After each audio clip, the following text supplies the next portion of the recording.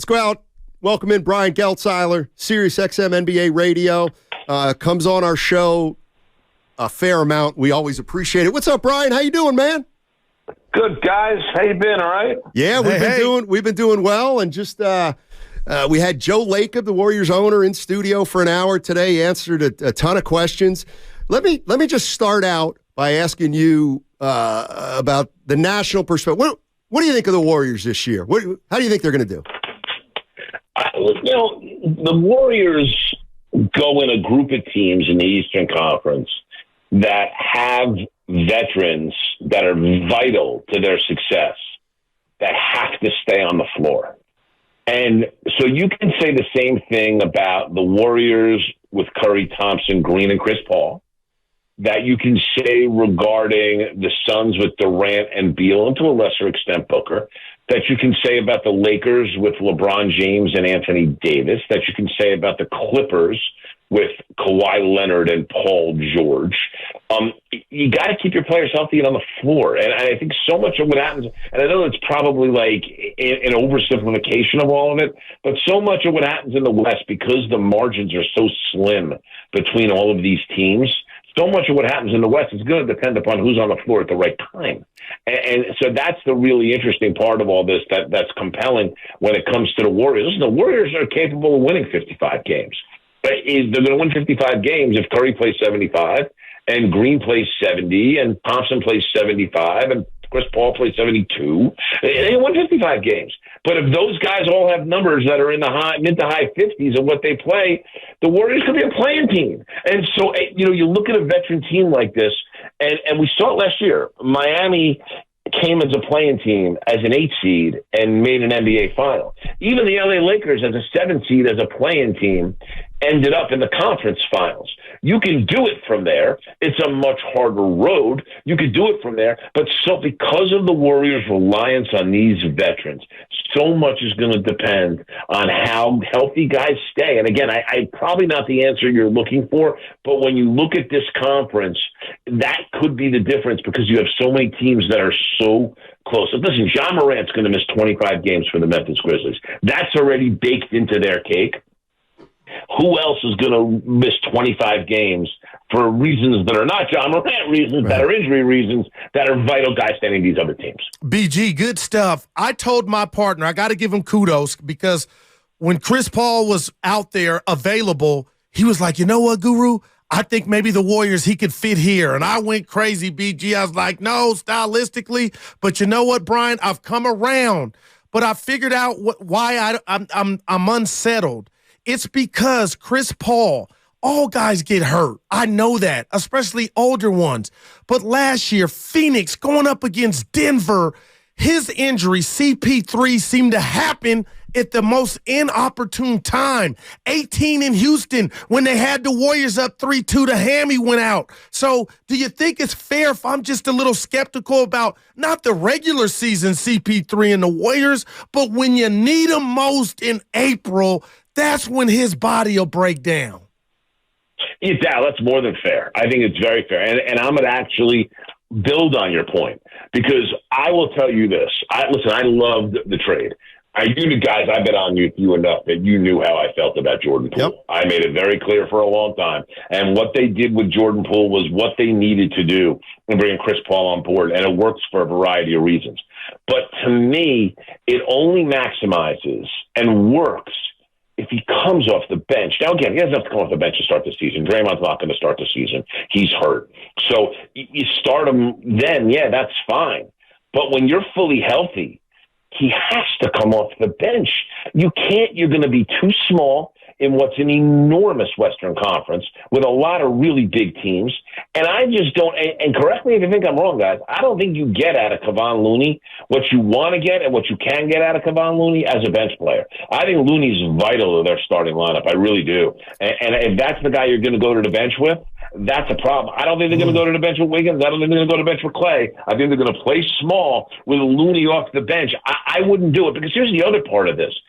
Chris Paul is a wonderful anchor for a second unit with Kuminga and with Peyton and with Moses Moody. Like, hey, to me, put Chris Paul there. And first of all, he guards a little bit. His ability to pick and roll is second to none. And you have so many different options with him there. And really, you talk about being able to put these young guys, Kuminga and Moody in particular, their feet to the fire. Playing with a guy like Chris Paul regularly in a rotation is going to do that. So, like, I love him in that spot. And not to say you're not going to close some games with him on the floor, depending upon the matchup. Not to say him and Curry can't play great together. There's so much you can unlock playing more pick and roll with Chris Paul, with all of this talent on the Warriors team. It really is. I felt as though, from a basketball standpoint, I never doubted if he'd fit.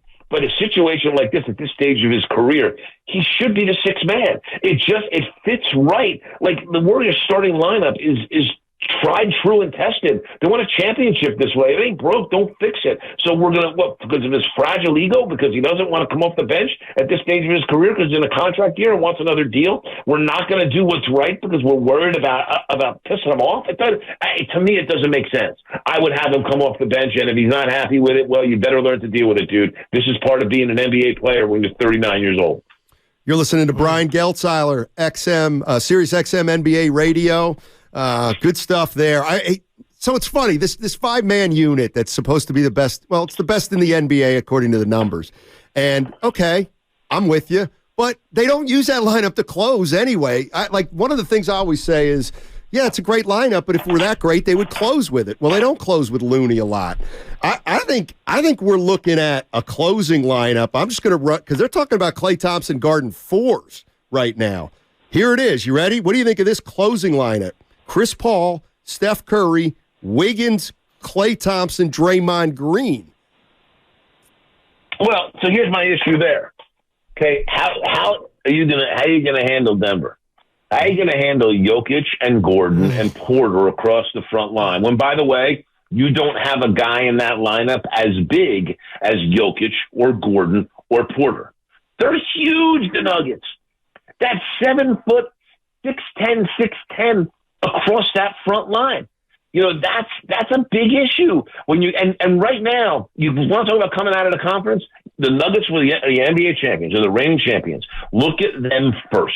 Those are the ones that you have to worry about matching up with. And that is my worry. Listen, you're going to match up with the Suns that way. In the end, the Suns' best big is Nurkic, and I don't think Nurkic can play much anymore. I think he's a very, very old 29. I think you can, in certain matchups against a team like Phoenix, you can absolutely get away with that. Listen, I don't even know if you get away with the Lakers. And that's with playing Anthony Davis at center and LeBron at the 4. Like, there's teams that are so big in this conference. Listen, if the Clippers are going to end up playing with Paul George at 4 and Leonard at 3 or vice versa and Zubac at 5, you could probably get away with that against them. But you have to look at who you're matching up with. What about Memphis? You're going to match up with Memphis with Steven Adams and Jaren Jackson at 7 foot and 6'11" in the front court with Draymond and I guess Wiggins or Klay as your 4, whoever you decide is going to be that 4. It's just my issue with that closing group is that it's just too small. The thing about Looney is this, and Matt, you're right. They don't close all the time with Looney, but Looney tends to get going early in games. The offensive rebounding thing with Looney is a rhythm thing. Definitely. He gets in his rhythm and he's comfortable doing it. So if you are in a situation where you need to go bigger late in a game, if Looney has started that game, you're much more likely to get more out of him late than get something out of him when he's entering the game 7 minutes in. I don't think he's the type of player that adjusts to the game as well. Just some guys, whether it's mental or for whatever other reason, seem to play the game better as starters. I feel like Looney is that kind of guy. So I hear you. That they finish a lot of games that way. And again, I just gave you a bunch of matchups. Phoenix, the Clippers, where it could certainly work. But against some teams you're going to have to beat if you want to get to the finals and win a championship again, it's just too small. Man, good stuff, Brian. I need your help, okay? Last year, the Warriors had a lot going on. Everybody knows that. Jonathan Kampinga, when it was all said and done, had, people in his camp say he almost needed, I'm paraphrasing, a guarantee of how he's going to be used going forward. I thought Draymond might be let go or they would let him walk because they would give Kuminga an opportunity. And there's risk in that. But, Brian, I got to tell you, he's a 6'8" freak. I don't have to tell you. He's putting on a show in preseason. I know it's preseason, but I'm worried that the Warriors may not be able to give Kuminga what he wants as soon as he wants it. we're on the West Coast. Where you're at, what's the skinny on Kuminga and his upside? Yeah, it's a great question. And the thing with Kuminga right now is, frankly, around the league, and not to say somebody wouldn't take a shot at him because of all the reasons you just said, but everybody's a little bit down on him. Like, I think there's this whole thing about how Kuminga's being used is, listen, how about just going out there and taking the minutes that you're given and playing better? And how about going out there and taking the minutes that you're given and defending a lot better? I think one of the big disappointment with Kuminga athletically is that there is a really good defensive player in there, but it's not coming out. Yeah. And I think that, so as good as he looks here in preseason, yes, it's preseason, and yes, many teams are not rolling. They're not certainly not giving you the looks they're going to give you in the regular season. They're not rolling out their best players night in and night out. But I don't think anybody's ever questioned the fact that Jonathan Kampinga is an athletic freak. The dude is an unbelievable athlete. But rubber's got to meet the road here for this kid if he wants to get paid. Like, it's time to apply that. And so I kind of look at it. I don't blame the Warriors for not anointing him with anything. And quite frankly, when you look at him and Moody, actually Moody's afforded himself better as an NBA player just because for Moody, you could see a 3D future in him. The defense did get a little bit better last year. He became a good corner three shooter later in the season. Like, I like what I'm seeing there. There's Kuminga's upside dwarfs Moody's. He has upside of a superstar, but you got to start to get there at one point. And like, the good example I'll give is Michael Porter in Denver. All right, Michael Porter in Denver was a guy that gave them trouble, frankly, earlier in his career. Wanted to be a star from an early point in time. Had a bad injury, came back somewhat humbled, worked very hard, and let's face it, last year was a pretty vital role player on a team that won an NBA title. And I think for Jonathan Kaminga, that's your mold. Like, you don't just be – it's not everybody's Ja Morant and steps to the floor and is a star from day one. It's a really hard thing to do in the NBA. You have to grow into that. But when you are blessed, and Lord knows, Kuminga is blessed to be with the Golden State Warriors. When you are blessed to go to a team with a championship pedigree where you have to play a role and they can teach you how to be a winner and you can grow into it, that's a great spot for you. But you got to get out of your own head. And I think some of this with Kuminga is, hey, they're not using you right. How about doing the best you can in the role they are using you? Because I just don't think he's done that up till now.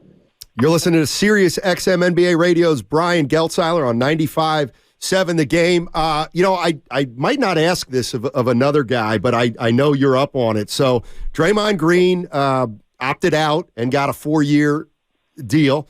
Klay Thompson is making 42-ish this year, and it doesn't look like he's going to get an extension heading into the season. Is that something that you'll note going into the season, or what do you think about that? I'm watching. I have to be. And the reason I say that is because, listen, Klay last year's the first full year back off of a major injury, all right? The year before he came back halfway through the year. First full year back. And he didn't look like the same athlete. He certainly had his moments where offensively he looked like old Klay, but the defensive stopper that could shut down point guards wasn't there. Now, this year, let's see what happens. Let's see if it's father time or if it was the injuries. We don't know.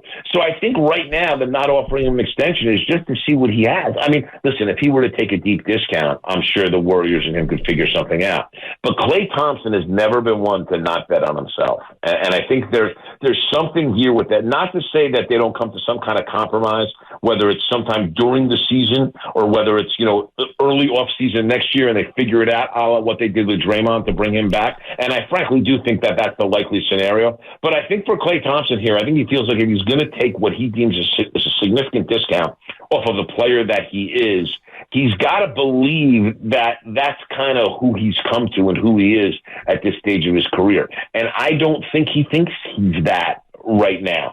So I think for Klay here, I think this is kind of a little bit of a feeling out process for the Warriors.